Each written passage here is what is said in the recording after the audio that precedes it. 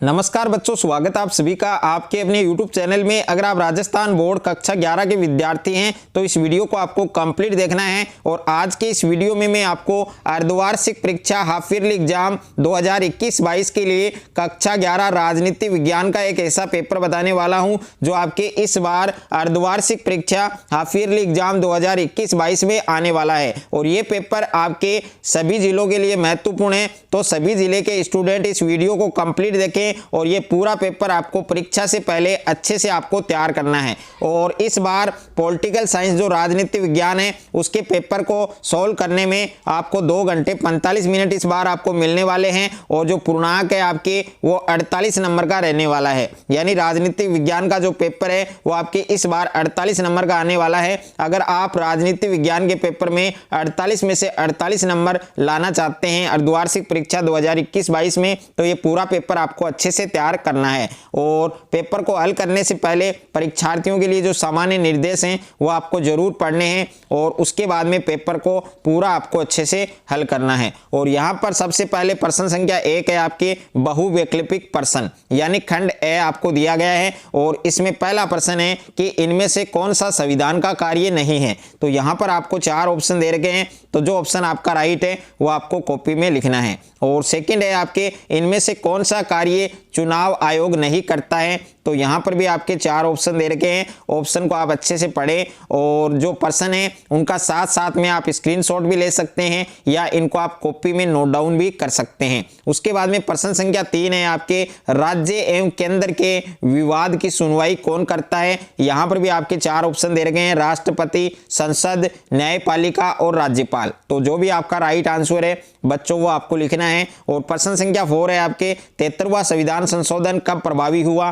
तो यहाँ पर भी आपके 4 ऑप्शन दे रखे हैं, तो जो ऑप्शन आपका राइट है वो आपको लिखना है। और प्रश्न संख्या 5 में संविधान में अब तक कितने संशोधन हो चुके हैं यह आपको बताना है। और प्रश्न संख्या 6 है आपके निम्नलिखित में धर्मनिरपेक्षता का कौन सा सिद्धांत भारत के संविधान में अपनाया गया। तो यहाँ पर भी आपके 4 ऑप्शन दे रखे हैं, तो जो ऑप्शन आपका राइट है वो आपको लिखना है। प्रश्न संख्या 7 है राजनीतिक सिद्धांत का उद्देश्य है। तो यहाँ पर आपके 4 ऑप्शन दे रखे हैं, जो उद्देश्य आपका सही है वो आपको बताना है। और प्रश्न संख्या 8 में राष्ट्रीयता के विकास में बाधक तत्व नहीं है। तो यहाँ पर अशिक्षा, जातिवाद, धर्मनिरपेक्षता, सांप्रदायिकता। तो जो आपका राइट आंसर है वो आपको इसमें लिखना है। और प्रश्न संख्या 9 है आपके जन समुदाय के लिए अफीम किसे माना गया है। धर्म को माना गया है, राष्ट्र को, सांप्रदायिकता को या प्रशासन को। तो जो भी आपका राइट आंसर है वो आपको इसमें लिखना है। और प्रश्न संख्या 10 है आपके बेहतर जीवन की कामना से संबंधित है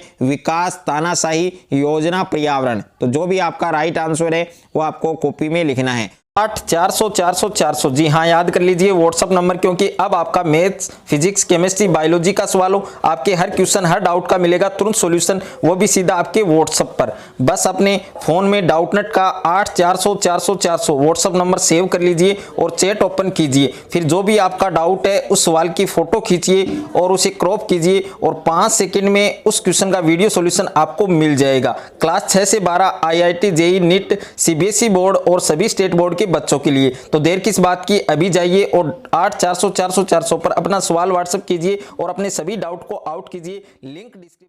उसके बाद में प्रश्न संख्या 2 है भारत में मुख्य चुनाव आयुक्त की नियुक्ति है वो कौन करता है। और प्रश्न संख्या 3 है भारतीय संविधान के कोई 2 संघात्मक तत्व लिखिए। और प्रश्न संख्या 4 है भारत के संविधान का निर्माण किसके द्वारा किया गया। प्रश्न संख्या 5 है सामाजिक न्याय का लक्ष्य क्या है। प्रश्न संख्या 6 है धर्मनिरपेक्षता से क्या आशय है। प्रश्न संख्या 7 है शांति के विषय में नकारात्मक विचार रखने वाले 2 विचारकों के नाम लिखिए। और उसके बाद में प्रश्न संख्या 8 है चिपको आंदोलन क्या है।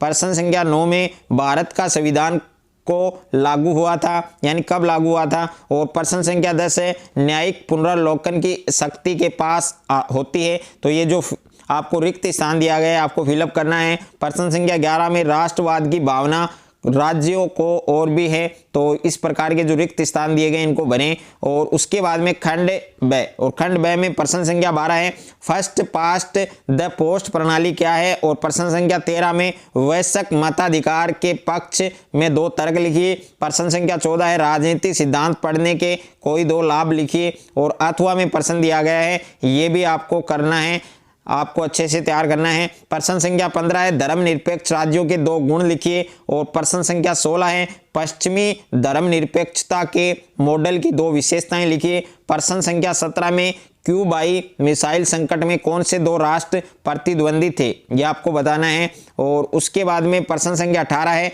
मानव विकास प्रतिवेदन क्या है, या फिर ये आप कर सकते हैं विकास से पढ़ने वाले कोई 2 सामाजिक प्रभाव लिखिए। प्रश्न संख्या 19 है लोकतंत्र और विकास दोनों का समान उद्देश्य क्या है। और अथवा में भी प्रश्न आपको दिया गया है, आप ये प्रश्न भी कर सकते हैं, ये आपके 20 का क्वेश्चन है। और 21 वाले क्वेश्चन में ऐसा क्यों कहा जाता है कि भारतीय संविधान को बनाने की प्रक्रिया प्रतिनिधिमूलक नहीं थी, क्या इस कारण हमारा संविधान प्रतिनिधियात्मक नहीं रह जाता, अपने उत्तर कारण सहित बताइए। और अथवा में प्रश्न है, इसमें आपको टिप्पणी लिखनी है समाजवादी पंथ निरपेक्ष राज्य। और प्रश्न संख्या 22 है राष्ट्र किस प्रकार से बाकी सामूहिक संबंधताओं से अलग है। और प्रश्न संख्या 23 है शिकायतें किस प्रकार अशांति को जन्म देती है, या ऊपर वाला भी आप कर सकते हैं। और ये आपके प्रश्न संख्या 24 है निम्नलिखित प्रश्नों के उत्तर दिए गए चित्र को देखकर आपको करने हैं, तो ये आप कर सकते हैं। इसमें काफ़ी क्वेश्चंस पूछे गए हैं आपको। और अथवा में है भारत के मानचित्र में आपको अंकित करना है, और कोई 5 जो केंद्र प्रशासित प्रदेश हैं उनको आपको अंकित करना है। ये 25वां प्रश्न है, पढ़ें आप अच्छे से। और अथवा में प्रश्न दिया गया है, ये भी आप कर सकते हैं। प्रश्न संख्या 26 आपके स्थानीय शासन का अर्थ क्या है, और स्थानीय शासन की आवश्यकता और महत्व बताइए। अथवा में भी एक प्रश्न दिया गया है, आप ये भी कर सकते हैं। प्रश्न संख्या 27 है, इसमें भारतीय संविधान में संशोधन की प्रक्रिया का आपको वर्णन करना है, आप ये प्रश्न करें। और प्रश्न संख्या 28 में न्याय के दिए गए सिद्धांतों की व्याख्या कीजिए। पहला समान लोगों के लिए समान व्यवहार, दूसरा है आपके समानुपातिक न्याय, तीसरा है विशेष आवश्यकताओं का विशेष ख्याल। और अथवा में भी 2 प्रश्न है सामाजिक न्याय से आप क्या समझते हैं, सामाजिक न्याय के लक्षणों का वर्णन कीजिए। और भारत में सामाजिक न्याय के संदर्भ में क्या कदम उठाए गए हैं। तो ये पूरा पेपर आपको एग्जाम से पहले अच्छे से आपको तैयार करना है। अगर मेरा ये वीडियो आपको अच्छा लगे तो वीडियो को ज़्यादा से ज़्यादा लाइक करें, दोस्तों के साथ शेयर करें। और चैनल पर आप नए हैं तो चैनल को सब्सक्राइब कर लीजिए, साथ में नोटिफिकेशन बेल को प्रेस कर लीजिए।